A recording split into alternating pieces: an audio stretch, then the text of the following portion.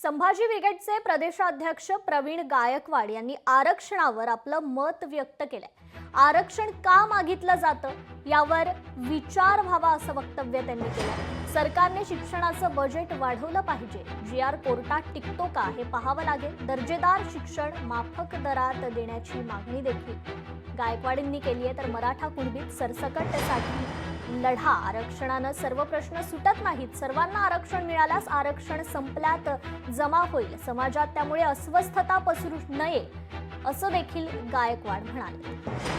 आरक्षण वर्गामध्ये जरी तुम्ही येत असला किंवा खुल्या वर्गात जरी येत असला तरी आता मेरिट एकदम कट टू कट झालेले, हे महत्वाचा विषय आहे। शिक्षणाचं खर्च वाढवावा, खाजगी शिक्षण संस्थांना अनुदानित करावं, जेणेकरून त्यांना फी स्ट्रक्चर हे सरकारच्या बरोबरीचं राहील।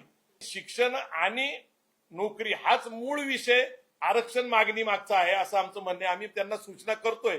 म्हणजे जर 42,000 कोटी तुम्ही महिला याच्या सक्षमीकरणाच्या नावाखाली म्हणा किंवा लाडकी बहीण योजनेच्या निमित्ताने देत असाल तर तुम्ही शिक्षणावरचा खर्च वाढवावा, जो कमीत कमी 6 ते 8% अपेक्षित आहे। गायकवाड आयोगाने जो अहवाल दिला होता त्या अहवालाला सुप्रीम कोर्टाने नाकारलं, बरोबर आहे।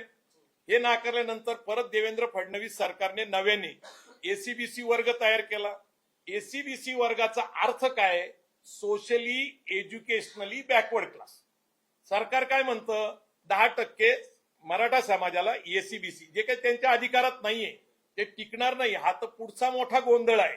पूर्वी 2 वेळा ESBC एसीबीसी रद्द झालेलं आहे। सरकार एकीकडे मराठा समाजाला ओबीसीचं status socially educationally backward class म्हणून देतं, परंतु मराठा समाजाचा ओबीसी मध्ये सरसकट समावेश करत नाही। सर्वांनाच आरक्षण म्हणजे आरक्षण संपलेच जमाय।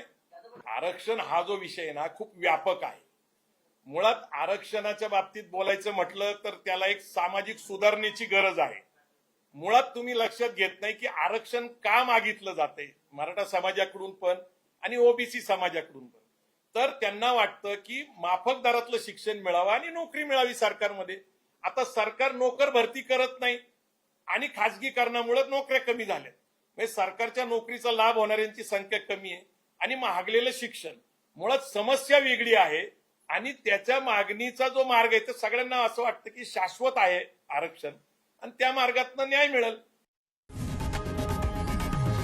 लोकशाही मराठी ऐका, पहा, जागरूक रहा।